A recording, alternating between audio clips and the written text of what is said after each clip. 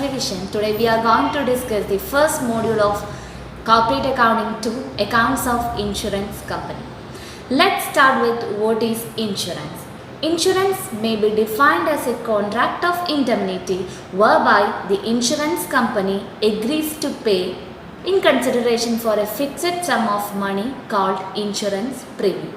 Here, the insurance company, for a consideration of a fixed sum of money, agrees to pay to the insured or nominee on the happening of an event which is specified in the insurance policy or at the time of expiry of the period of the policy if it is mentioned in the insurance policy, or on the happening of an event and it cause loss to the insured to compensate such loss due to specific cause which is mentioned in the insurance policy. Here, the entity or person or a company which undertake the liability for a fixed sum of money called insurance premium is called insurer, and in whose favor the policy is effected is called insured. In India, the business organization are broadly classified into two: general insurance and life insurance.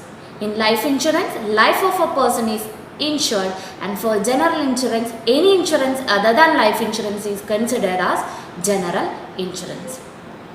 Now, moving on to life insurance. Life insurance may be defined as a contract where the life of a person is insured. Life of a person is insured.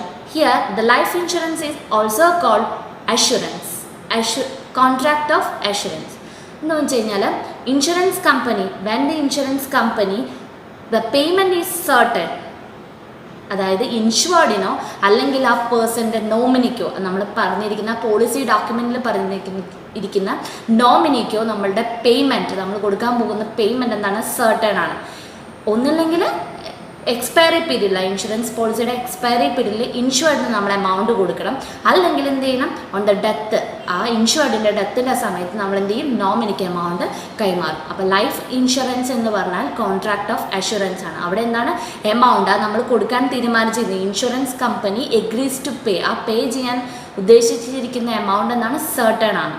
But in general insurance നമ്മൾ പറയുന്നു compensate the loss of insured, but അവിടെ ഒരു condition ഉണ്ട്, ഒരു specific cause ആയിരിക്കണം. അത് might or might not happen. അവിടെ payment certain അല്ലാത്തത് കൊണ്ട് നമ്മൾ ജനറൽ ഇൻഷുറൻസിനെ ഇൻഷുറൻസ് കോൺട്രാക്ട് എന്ന് തന്നെ പറയും. നമ്മളെപ്പോഴും എന്താണ് ഇൻ്റർചേഞ്ചബിളി യൂസ് ചെയ്യുന്ന വാക്കാണ് ഇൻഷുറൻസ് ആൻഡ് അഷുറൻസ്, പക്ഷെ രണ്ടും സെയിം അല്ല. അഷുറൻസ് എന്ന് പറഞ്ഞാൽ the payment is certain either to the insured or to the nominee, but in case of life insurance, but in case of general insurance the payment is not certain. Okay, now moving on to the financial statement prepared by life insurance companies. Financial statement of life insurance company. Financial statement of life insurance company consists of revenue account form ARA. There are 4 schedules forming part of revenue account. Second one, profit and loss account schedule, form APL, and balance sheet form ABS. There are 11 schedules forming part of balance sheet. So there are 15 schedules forming part of financial statement of life insurance companies. Then revenue account. Revenue account is prepared as per form ARA. It discloses the surplus during a period of time, which means the excess of revenue receipt over revenue expenses. Then the revenue account also called policy holders account because it discloses only those incomes and receipts and expenses which relating to the insurance business. And the 4 schedules forming part of revenue accounts are: first one, schedule 1, premium earned net; schedule 2, commission; schedule 3, operating expenses relating to insurance business; and 4, benefits paid. നമുക്കറിയാം first ഷെഡ്യൂളിൽ എപ്പോഴും premium അല്ലേ, premium ആണ് major sources of income. So premium earned net is the first schedule. In second one, the life insurance business അല്ലെങ്കിൽ life insurance കമ്പനിക്ക് business കിട്ടുന്നത് major through their agent. So they has to the business will pay a commission to the agent. So it's considered under schedule 2 commission. And third, operating expenses. And 4, benefits paid, claims paid on maturity or surrenders, or claims paid on death to the nominee. Then second one, profit and loss account. Profit and loss account discloses the income and expenses relating to shareholders. So it's also called shareholders account. And balance sheet prepared in form ABS. It discloses all the assets and liabilities relating to both policy holders and shareholders. And there are 11 schedules forming part of balance sheet. And first 5, 6 and 7 schedules schedule discloses the sources of fund, and balance will discloses the application of fund. These are the financial statement prepared in connection with the life insurance companies. Then there are certain special terms and their accounting treatments. First one, reinsurance. Reinsurance companies അല്ലെങ്കിൽ double insurance എപ്പോഴും നമുക്ക് എന്ത് ചെയ്യുക, confusion വരുന്ന ടേമാണ്. Reinsurance എന്ന് പറഞ്ഞാൽ it is an arrangement made by one insurance company insures the subject matter in full or a part, whole or part which is already insured in insurance company in share of a premium. ഇവിടെ രണ്ട് insurance കമ്പനികളാണ് നമ്മുടെ already insure ചെയ്തിരിക്കുന്ന ഒരു subject matter നമ്മൾ ഹോളായിട്ടോ പാർട്ടായിട്ടോ വേറൊരു insurance കമ്പനിക്ക് insure ചെയ്യുന്നു in share of A premium share ചെയ്തുകൊണ്ട് നമ്മൾ എന്ത് ചെയ്യുന്നു, ഇൻഷുർ ചെയ്യുന്നതിന് റീ ഇൻഷുറൻസ് എന്ന് പറയുന്നു. അപ്പോൾ റീ ഇൻഷുറൻസിൻ്റെ കേസിൽ രണ്ടും ഇൻഷുറൻസ് കമ്പനികളാണ്. അപ്പോൾ ഏത് കമ്പനിയാണോ അറേഞ്ച്മെൻറ്റ് നടത്തുന്നത്, അതായത് ഏത് കമ്പനിയാണോ ഇൻഷുർ ചെയ്യാൻ വില്ലിംഗ് ആയിട്ടുള്ളത് അവരെ നമ്മൾ റീ ഇൻഷുറർ എന്നും സെക്കൻഡ് പാർട്ടിയെ സെഡിങ് കമ്പനി ഓർ റീ ഇൻഷുവേർഡ് എന്നും പറയും. ഓക്കെ.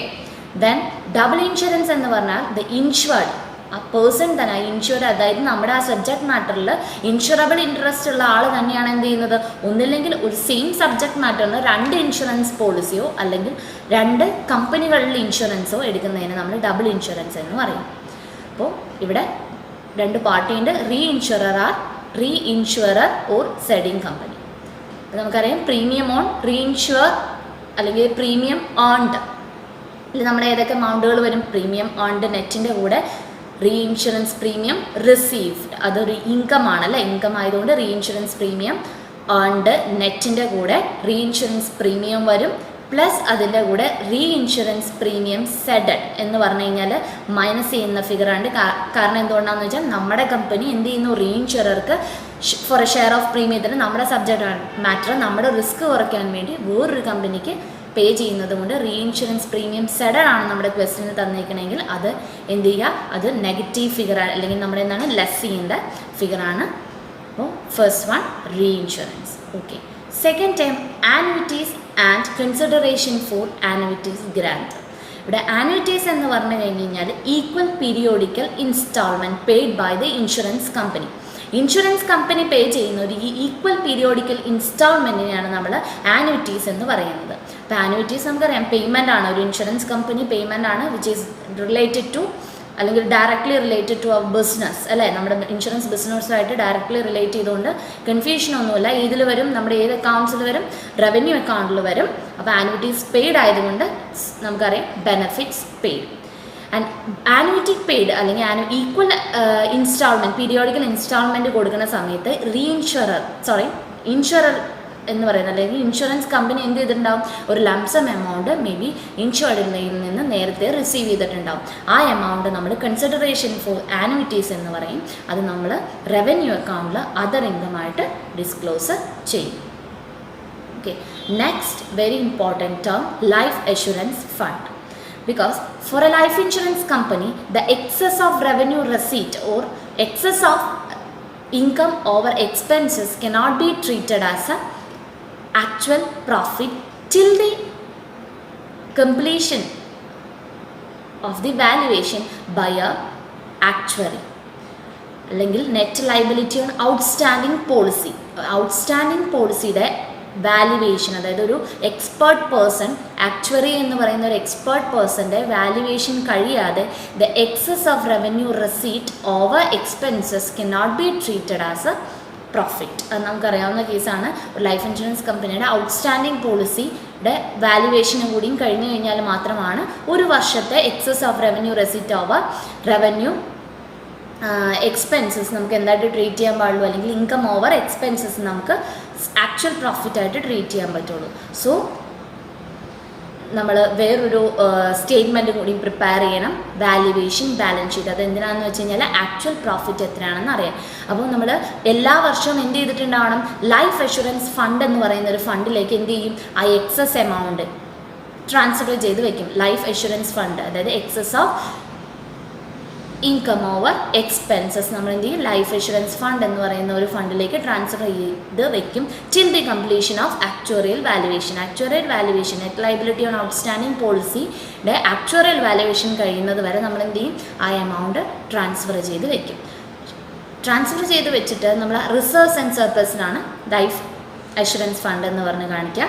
അതിനുശേഷം 2 വർഷത്തിലൊരിക്കൽ നമ്മൾ എന്ത് പ്രിപ്പയർ ചെയ്യും, വാല്യുവേഷൻ ബാലൻസ് ഷീറ്റും പ്രിപ്പയർ ചെയ്ത് ആക്ച്വൽ സർപ്ലസ് എത്രയാണോ നമ്മൾ അതാണ് ആർക്ക് ഡിവൈഡ് ചെയ്ത് കൊടുക്കാൻ പാടുള്ളൂ, പോളിസി ഹോൾഡേഴ്സിന് ഡിവൈഡ് ചെയ്ത് കൊടുക്കുന്ന എമൗണ്ട്. അപ്പോൾ വാല്യുവേഷൻ ബാലൻസ് ഷീറ്റ് എന്ന് പറഞ്ഞ സ്റ്റേറ്റ്മെൻ്റ് ആണ്. അത് പ്രിപ്പയർ ചെയ്യുന്നത് നമ്മൾ ഓരോ വർഷവും ട്രാൻസ്ഫർ ചെയ്തിരിക്കുന്ന ലൈഫ് ഇൻഷുറൻസ് ഫണ്ട്, അതായത് റിസർവ്സ് ആൻഡ് സർപ്ലസിലേക്ക് ട്രാൻസ്ഫർ ചെയ്ത് വെച്ചിരിക്കുന്ന ആ ഫണ്ട്, ലൈഫ് ഇൻഷുറൻസ് ഫണ്ടും ആക്ച്വറി വാല്യുവേഷന് ശേഷം നെറ്റ് ലയബിലിറ്റിയും തമ്മിലുള്ളൊരു കമ്പാരിസൺ ആണ്. ഓക്കെ, ഏതർ അത് പ്രോഫിറ്റ് ആവാം, അല്ലെങ്കിൽ അത് സർപ്ലസ് ആവാം, അല്ലെങ്കിൽ ഡെഫിസിറ്റ് ആവാം. അപ്പോൾ എങ്ങനെയാണോ, ഡെഫിസിറ്റ് ആണെങ്കിലോ സർപ്ലസ് ആണോ എന്ന് നമ്മൾ ട്വൈസ് ഇൻ 2 വർഷത്തിൽ ഒരിക്കലും നമ്മൾ വാല്യുവേഷൻ ബാലൻസ് ഷീറ്റ് പ്രിപ്പയർ ചെയ്തിട്ടാണ് അത് കണ്ടുപിടിക്കുന്നത്.